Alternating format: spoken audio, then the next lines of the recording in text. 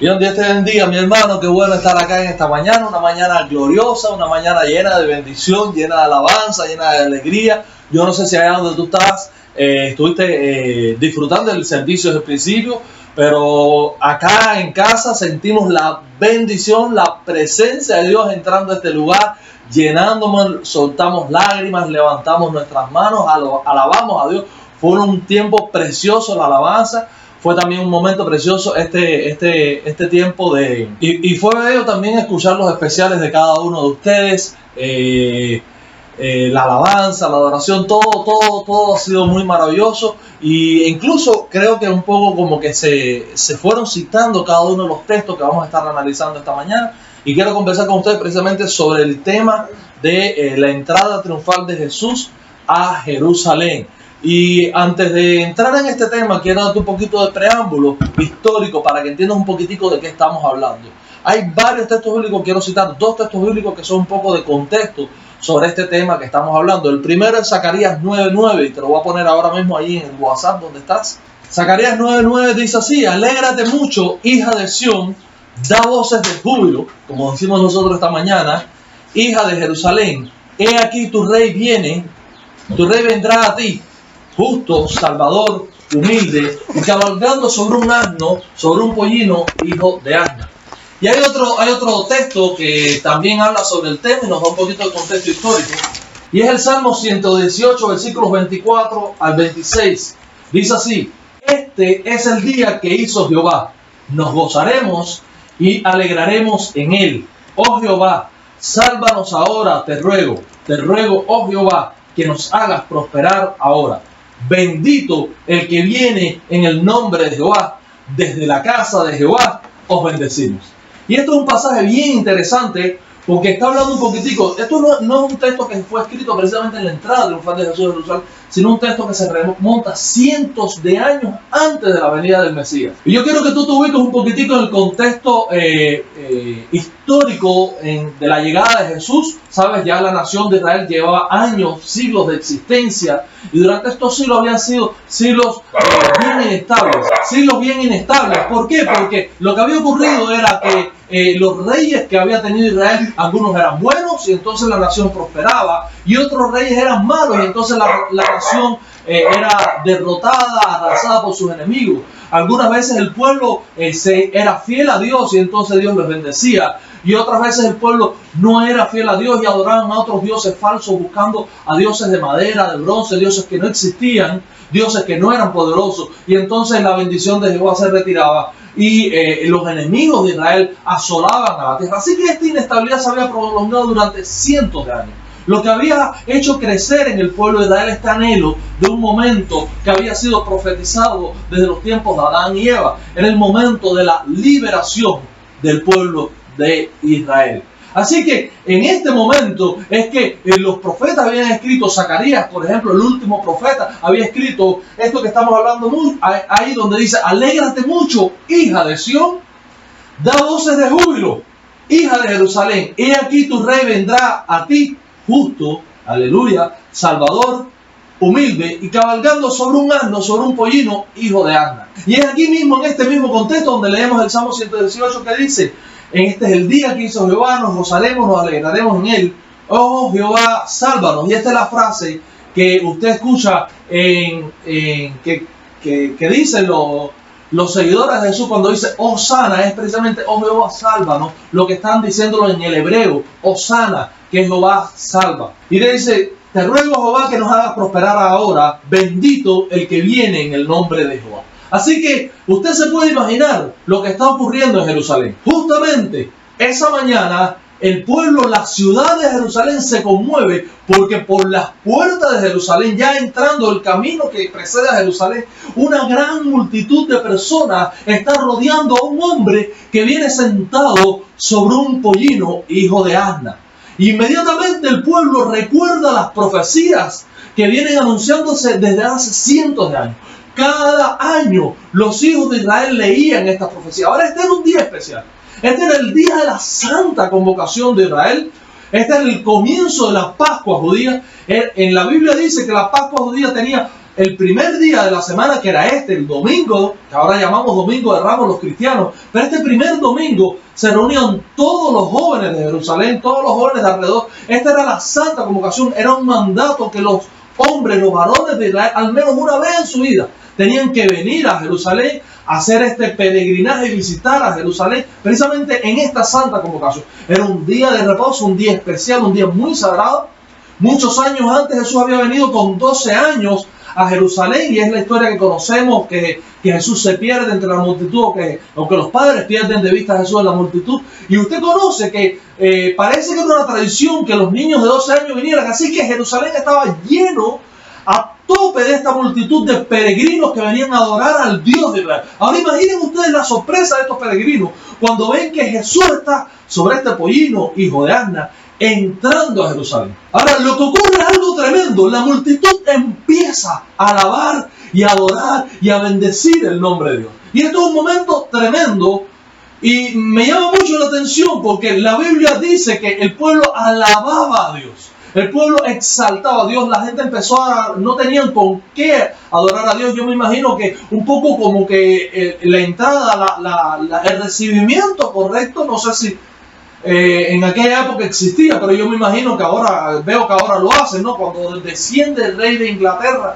en un lugar, la reina de Inglaterra en algún lugar, lo que hacen es que ponen un manto, una alfombra de roja, que era representando que este rey era un rey digno, una persona digna. Y aquí el pueblo no tenía nada, así que empezaron a arrancar ramas de las palmas, empezaron a tirar sus propios mantos, y era la manera de decir: te estamos recibiendo, tú eres digno, Jesús, tú eres digno de toda la alabanza, tú eres digno de toda la gloria, tú eres el rey que estamos esperando, tú eres el Mesías venidero. Y esto es bien sorprendente porque es un recibimiento bien humilde.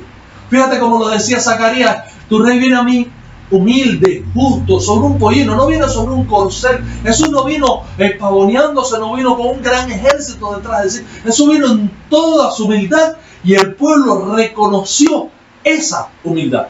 Es lindo escuchar a los niños cantando Hosana, Hosana en las alturas, y el pueblo allá sabía una voz que decía: bendito el que viene en el nombre de Jehová, y todo el mundo aleluya, y la gente dando voces de júbilo. Fue un momento tremendo para Jerusalén. La Biblia dice que toda Jerusalén se conmovió y decían: ¿quién es este? Y decían: este es Jesús, el profeta de Galilea. Esto es un momento tremendo en la historia de Jerusalén.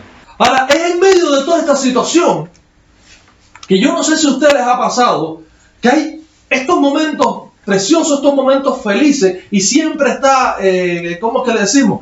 El que agua la fiesta, el que fastidia la fiesta. La Biblia habla de que había dos grupos de personas en ese lugar. Estaban los que alababan y glorificaban a Dios, y estaban los que criticaban lo que estaba ocurriendo.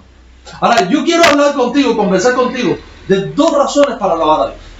Las dos razones que veo ahí son dos razones muy sencillas, no quiero extenderme mucho, son dos razones hiper sencillas, visibles en todo sentido. La primera razón la vemos precisamente en Lucas capítulo 19, versículo 37. Mira lo que dice. Dice así: cuando llegaban ya cerca de la bajada del monte de los olivos, toda la multitud de los discípulos, gozándose. Qué lindo, la semana pasada hablamos de el secreto del gozo cristiano, y esto es algo que creo que estamos en el mismo espíritu. Dios se está moviendo, Dios nos está guiando en esto que estamos conversando. Y decía: toda la multitud de los discípulos, gozándose, comenzó a alabar a Dios a grandes voces. ¡Aleluya! ¡Gloria a Dios! Por todas las maravillas que habían visto. Ahora, esta es la primera razón. La primera razón para alabar a Dios es todas las maravillas que habían visto, todas las maravillas que has visto en tu vida. Ahora, esto es tremendo, mamá. Miren, una de las características de las personas agradecidas es que tienen buena memoria.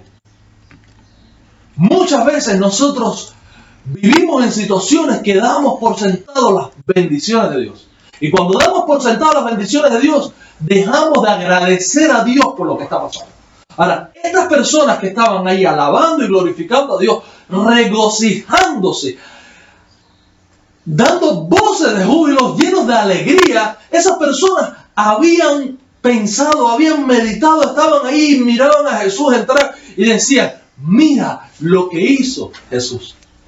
Y yo no sé si a ti te ha pasado que cuando recuerdas las bendiciones de Dios a tu vida, ese corazón como diciendo, realmente Dios ha sido bueno conmigo, realmente Dios me ama, realmente Dios es poderoso. Y esa es la primera razón para alabar a Dios. Recordar lo que has visto. Y yo quiero que tú en esta mañana estés pensando, estés meditando en las bendiciones de Dios sobre tu vida y estés pensando en lo que Dios ha hecho sobre tu vida. Hoy por la mañana compartíamos algunos testimonios y a veces cuesta, yo no sé si a ti te pasa, pero a veces cuesta en la iglesia como que decir, hermano, vamos a compartir con un testimonio y nos encontramos todo tipo de testimonios. Nos encontramos los testimonios, nos encontramos los matrimonios que no es como... yo quiero dar gracias a Dios porque esta semana me ha salido un cáncer.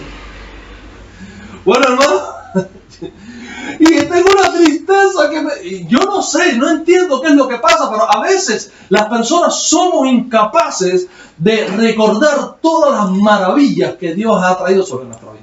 Y no quiero decirte que uno tiene que negar lo malo que ha sucedido en nuestra vida, porque es verdad, la vida pasa. La vida es difícil, la vida es dura, la vida es cruel a veces, la vida es impasible con nosotros. Y yo estoy seguro que ninguna de estas personas que estaban ahí alabando a Dios esta mañana eran personas súper dotadas, personas millonarias, personas que tenían todo en la vida resuelto, personas que vivían en un palacio, viviendo con todas las cosas. No, eran personas humildes, personas que estaban viviendo la misma vida que estás viviendo tú y yo. Lo que pasa es que eran personas que estaban recordando lo que habían visto y oído y habían palpado tocante al Rey de Gloria que estaban viendo delante de sí. Y en esta mañana quiero animarte a que pienses un momentico lo que Dios ha hecho en tu vida. Yo recuerdo la historia de aquel predicador que dicen que andaba con una maleta toda vieja, toda estartalada. Y era un misterio, ¿no? Todo el mundo decía, bueno, ¿por qué andas con la maleta? Porque no la abres, la Biblia la tienes bajo el brazo y la maleta la tienes ahí. No sé si es una historia real, pero es una buena ilustración. Y cuando al final alguien logró que abriera la maleta, en la maleta estaba una ropa vieja.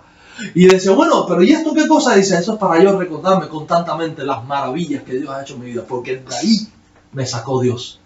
La Biblia enseña tantas cosas. Esta semana pensaba y meditaba no lo iba a compartir con mi hijo, pero lo meditaba en mi corazón y dije, tengo que compartirlo con Abraham.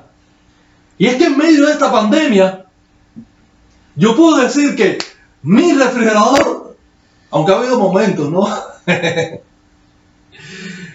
Pero puedo decir que mi refrigerador casi siempre ha estado lleno a tope. Y lo curioso es que, recordad ese pasaje de la Biblia que dice, aquel al que ama a Dios, incluso a sus enemigos, Dios le hace estar a bien con ellos. Y es como que, creo que las promesas de Dios se hacen fuertes en los momentos de dificultad. Y puedo decir que Dios ha provisto para mi casa. Recuerdo ese pasaje que dice, no he visto justo desamparado ni su simiente que mendigue pan. Me recuerdo esas maravillas, que el aceite no ha faltado como ha pasado con la viuda. La provisión de Dios ha sido firme en mi casa. Hoy por la mañana nuestra hermana compartía cómo Dios la había sanado. Yo recuerdo también cómo Dios ha bendecido mi vida con sanidad. Y cuando yo recuerdo estas pequeñas y estas grandes cosas que Dios ha hecho en mi vida, entonces digo, realmente Dios ha sido fiel en mi vida. Qué bueno sería que tú no fueras un ciego, nota que dice, por todas las maravillas que has visto, sino que fueras un vidente de lo que Dios ha hecho en tu vida y lo recordaras en tu mente. Ahora, la segunda razón para alabar a Dios en esta mañana.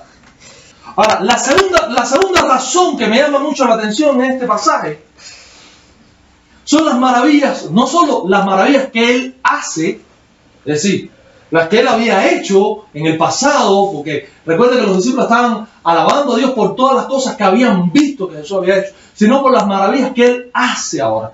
Yo quiero que tú vayas conmigo un momentico allá a Mateo capítulo 21, del 10 al 15, son 5 versículos que podemos leer bien rapidito. Cuando entró Él en Jerusalén, toda la ciudad se conmovió diciendo, ¿quién es este?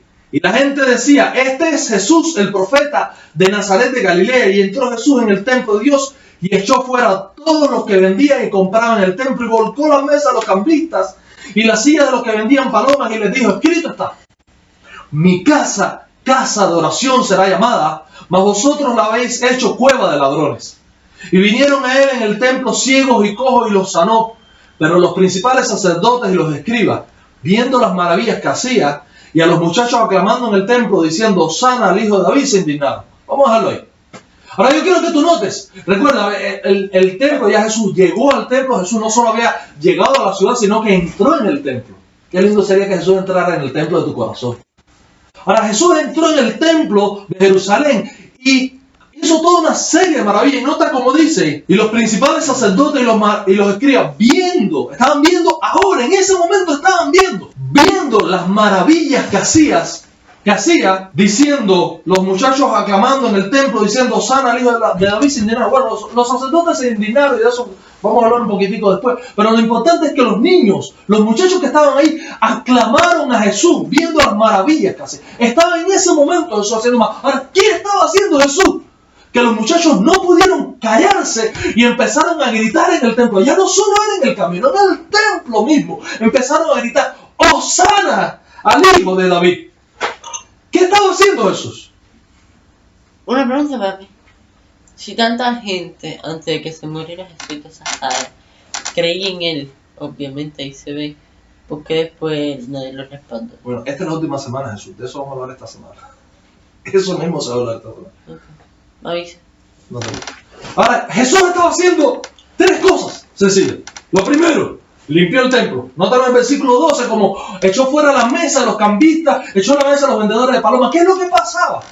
Santa convocación, momento especial, peregrinos de todo Israel venían a Jerusalén y siempre estaba el pillo con la mentalidad de negocio y dijo, oye, la gente en el templo solo se aceptaba la moneda de Jerusalén y la gente venía de todas partes, incluso de todo el imperio romano venían judíos y ahí estaban los cambistas, la casa de cambio cobrando y vendiendo el negocio. Bueno, es que había personas que eran pobres y no podían traer su paloma para hacer el sacrificio. Bueno, ahí estaba aquel vendiendo la paloma sobreprecio, hacían toda aquella serie de cosas y estaba el negocio ahí y Jesús indignado limpió el templo y eso es lo primero que Jesús hizo cuando entró en el templo, limpió. Lo segundo que hizo fue que sanó a los enfermos.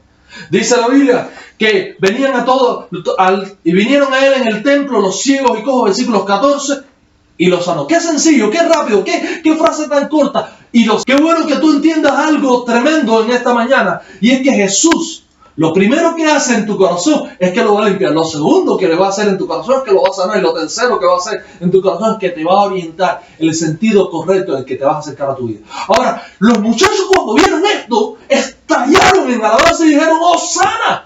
Bendito el que viene en el nombre de Jesús, Hosana al hijo de David. Y era un reconocimiento, no era un reconocimiento tácito, sino un reconocimiento bien abierto, diciendo que Jesús es el Mesías. Y esto es un estallido de alabanza de unos niños que ni siquiera sabían teología, no entendían nada. Para ellos era sencillo. Jesús estaba quitando todo lo malo que había en el templo, estaba sanando a los enfermos y estaba diciéndonos cómo acercarnos a Dios. Eso es digno de toda la alabanza. Los que tenían que haberlo hecho antes no lo habían hecho. Los sacerdotes, los escribas, los fariseos no lo habían hecho. Y viene este hombre, el profeta de Galilea, y había hecho lo que tanto habíamos anhelado. Mi corazón estalla en alabanza. Ahora yo quiero que tú entiendas algo.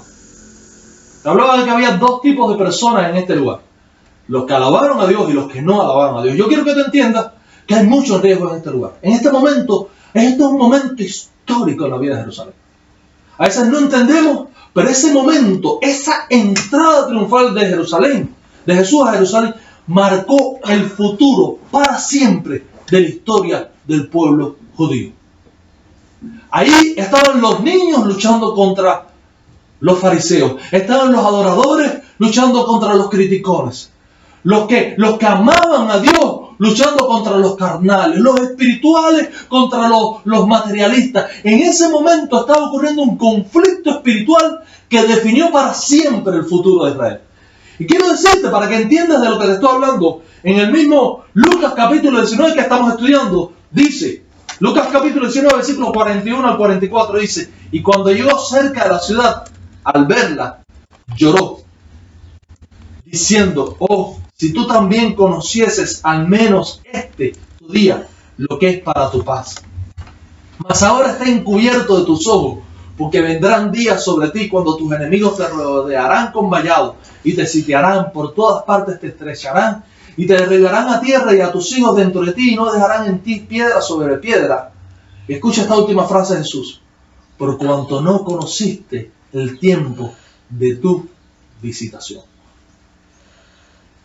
Y esto es algo tremendo. Esta frase de Jesús es un escalofrío en mi espalda. Hay una enseñanza tremenda y es que en medio de todas las señales y prodigios que Jesús hizo, en medio de todas las maravillas que Jesús hizo, había un grupo de personas que no reconoció que el que estaba ahí era el Dios hecho carne. De hecho, Jesús todo lo que estaba haciendo era diciendo, yo soy Dios hecho carne. Para mí es bien importante este momento. Fue en ese momento en que Jerusalén se condenó para siempre.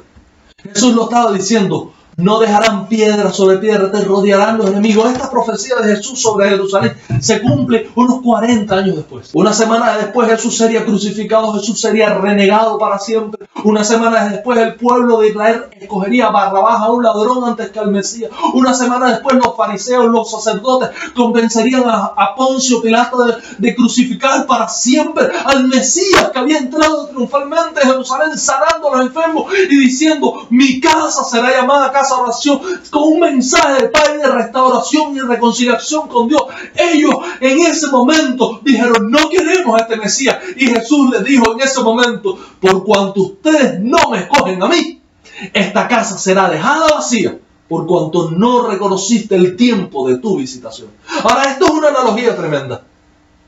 Hay un momento en la vida de todo ser humano, y te lo digo con toda autoridad porque la Biblia dice así, en que el Dios de los cielos se acerca y toca cada corazón. Hay un momento en la vida de todo ser humano en que el Espíritu Santo te convence de pecado, de justicia y de juicio y te habla a tu conciencia. Y la Biblia dice, no hay excusa. Y es en ese momento en el que tú puedes escoger ser como uno de estos niños o como uno de los fariseos. ¿Qué fue lo que caracterizó a estos niños? ¿Qué veían? Vieron lo evidente, lo que estaba ante sus ojos. Entonces el peligro tremendo que ocurre ahora en esta visitación gloriosa de Jesús a tu corazón, el peligro tremendo es que no seas como uno de estos fariseos, como una de estas personas. ¿Qué fue lo que hicieron? ¿Qué fue lo que hizo que estas personas no vieran? Porque nota que lo único que había que hacer era ver. ¿Qué fue lo que hizo que estas personas no vieran? Creo que lo que hizo que estas personas no vieran, lo primero que hizo que estas personas no vieran fue el status quo. El estado actual de las cosas. Ellos estaban conformes, ellos estaban contentos como estaban las cosas. Israel en ese momento era una provincia del Imperio Romano, oprimida, aplastada, esclavizada por el Imperio Romano. Tenían determinados privilegios, para la vez tenían muchísimas otras limitaciones. El emperador allá romano allá imponía quién iba a adorar, escogía a los sacerdotes, escogía ese entorno político beneficiaba a los sacerdotes. Ahora cuando Jesús entra a Jerusalén, el pueblo aclamando, este es el Mesías que había venido, este es el Rey, bienvenido, alzaron puertas a buscar y entrará el Rey de gloria. Los fariseos entendieron en ese momento que este Jesús era un riesgo político para el status quo, para el estado actual de las cosas, para la vida y las comodidades que tenían. Y ellos pensaron por un momento, ¿qué prefiero? ¿Cómo están las cosas ahora? ¿O las promesas de Dios de cómo Él quiere que estén las cosas? Y hay algo que ocurre cuando Dios viene a tu corazón, hermano. Y no solo estoy hablando de cuando Dios viene a tu corazón por primera vez, sino que Él viene a tu corazón por primera vez, le entregas tu corazón a Cristo. Pero hay algo que ocurre cuando Dios viene a tu corazón, y es que empiezan oleadas donde Dios va derribando toda altivez, todo pensamiento, estos muros defensivos que tienes en tu corazón donde no dejas entrar a Dios. Y ahí hay partes en tu vida que cuando Dios quiere entrar, tú le dices, bienvenido, pero espérate un momentico. Hasta aquí no pases. Y puedes tener control sobre mi vida, sobre mi familia, sobre mi matrimonio, pero a mi hijo no lo tocas, a mi hijo lo crío yo a mi manera. O puedes tener control sobre todas estas cosas, pero bueno, el dinero lo administro yo como quiera. Y es un punto donde tú le dices a Dios, ok, te alabo por esto, pero no te metas aquí. Yo estoy contento con cómo están las cosas, no vengas a cambiarlo todo. Y Jesús entraba a Jerusalén precisamente a cambiarlo todo. Y obviamente lo iba a cambiar para mejor, pero a los fariseos no les convenía, ellos preferían las cosas como estaban. Así que lo primero que hace que una persona sea ciega es el amor por las cosas como están. Y lo segundo que hace que alguien sea ciego es el deseo de controlarlo todo. Nota como en Mateo 21, 15, 16 dice, pero los principales sacerdotes y los escribas, viendo las maravillas que hacía y a los muchachos aclamando en el templo y diciendo, Hosana al hijo de David, se indignaron y le dijeron, oye lo que dicen estos. Había una indignación porque Jesús estaba en el mismo templo, en la oficina central de los sacerdotes de Israel, y estaba haciendo lo que ellos nunca tuvieron los pantalones de hacer. Estaban expulsando a los cambistas, estaban echando fuera demonios, estaban sanando a los enfermos y estaban enseñando verdaderamente la palabra de Dios con autoridad. Ahora, los sacerdotes vieron ahí como que, espérate un momentico, Jesús, esta es mi casa, este es mi templo, esta es mi oficina, aquí es donde mando yo. Y le decían, ¿con qué autoridad tú haces esto? Y ahí fue donde Jesús le dijo, espérate un momentico, estás equivocado. Ni esta es tu casa, ni este es tu templo, ni esta es tu oficina. Esta es la casa del Dios Altísimo. Este es el centro de oración. Este es el lugar de adoración y exaltación del Dios, del Rey de Reyes, Señor de señores. Este es el lugar de sanidad para las naciones. Los fariseos habían desarrollado un sentido de pertenencia por el templo de Dios, que no se dieron cuenta de que ellos eran simplemente administradores de la multiforme gracia de Dios. Ellos eran solamente mayordomos en la casa de uno que era más grande que esa casa. Ahora, muchas veces a nosotros nos pasa eso. No nos damos cuenta que todo lo que tenemos en nuestras manos no es nuestro, sino que nos fue entregado. Piensa por un momento. De las cosas que tienes, ¿cuáles te vas a llevar contigo el día de tu muerte? De las cosas que tienes, ¿cuáles puedes retener contigo si alguien te las quiere quitar? ¿Realmente cuál? La casa, el dinero, tu esposa, los hijos, todo es volátil, todo es efímero, todo es pasajero. Incluso la vida misma que tienes es pasajera. Se va de tus manos una enfermedad, el COVID, un catarro, un carro que te atropella en la calle. El dinero se te pierde, no tiene que asaltarte un ladrón, lo saca la billetera, se te perdió y ya, completo. Todo es efímero, todo es efímero. Y tienes que entender que es efímero porque Dios lo ha determinado así. Lo único eterno es Dios y la vida que Él te ha dado. Y esa vida te la ha dado para que la administres y hagas con ella lo mejor que puedas hacer con la vida que Él te ha dado. Tú eres mayordomo, Dios te ha dado eso para que des fruto. Ahora los sacerdotes estaban ahí cuando Jesús llegó diciendo, oye, espérate un momentico, estás haciendo mal las cosas.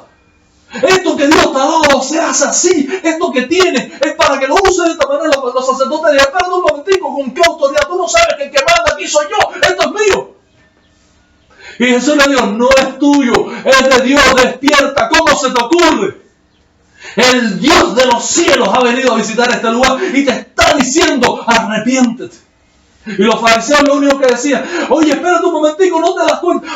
Fariseo, abre los ojos de tu corazón. Dios está sanando tu tierra. Y a veces estamos tan centrados en nuestro egoísmo, en nuestro deseo de controlar las cosas, que no nos damos cuenta que Dios está calmando la tempestad, que Dios está sanando tu matrimonio, que Dios está restaurando tu vida, que Dios está trayendo luz a tu familia. Y estás tan centrado en mantener el control que no te das cuenta que la bendición de Dios te está enriqueciendo. Amado hermano, la ceguera espiritual viene por dos cosas. Porque estás demasiado enamorado de las cosas como están y no quieres que Dios las cambie. O porque te crees que las cosas que tienes son tuyas y no te das cuenta que simplemente eres un administrador de lo que Dios te ha dado. Y cuando te crees eso, entonces Dios viene a decirte cómo hacer las cosas, entonces tú quieres que Dios se calle. Tú quieres decirle a Dios, espérate, contrólate, aquí mando yo. Estás equivocado. Y lo peor de todo es que estás arriesgándolo todo. ¿Cuál es la respuesta de Jesús a los fariseos? Jesús les dice, nunca leíste de la boca de los niños y de los que maman, perfeccionaste la alabanza. La primera respuesta de Jesús, la alabanza es perfectible en la santidad. Y te está diciendo claramente, mira, no importa cuánto estés alabando, no importa cuán bien te vistas, no importa cuántos textos bíblicos te sepas, no importa si eres el sacerdote, el sumo sacerdote, si eres jefe de familia, no importa cuántas veces vayas a la iglesia, no importa todo lo que hagas, la alabanza es perfecta en los niños, en los que no están mirando nada de eso, en los que ven las cosas sencillas. Lo segundo que Dios le dice, que Jesús le dice, está en Lucas capítulo 19, versículo 40.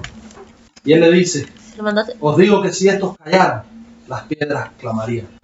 Lo segundo que le dice es que la alabanza es eterna. Y esto es una enseñanza, por lo menos a mí me estremece completamente. Creo que es la segunda vez, lo tenía anotado por acá, pero ahora no lo encuentro. Creo que es la segunda vez que Jesús habla de las piedras alabando a Dios.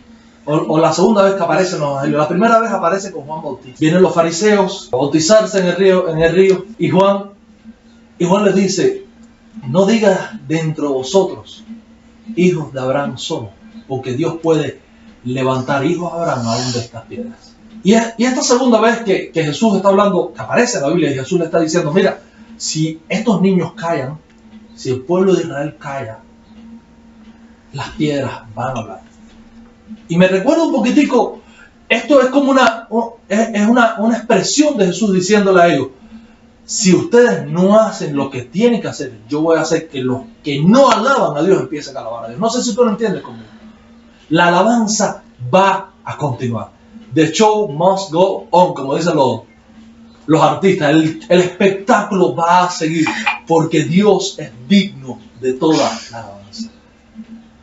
Y un poquitico más adelante Jesús les explica más claramente, les hace la parábola de los labradores y les explica, bueno, si los labradores no honran al hijo, ¿qué haría el dueño de la finca, el dueño de la tierra? Y los mismos fariseos le dicen, bueno, él expulsaría, le quitaría la tierra a los labradores malvados y se la daría a otros labradores que sí hagan lo que tienen que hacer. Y creo que ya aquí Jesús le está diciendo, si estas piedras no claman, si estos niños no alaban, si ellos callan, las piedras clamarán. Yo creo que Jesús le está diciendo al pueblo de Israel, despierta, tú no eres imprescindible.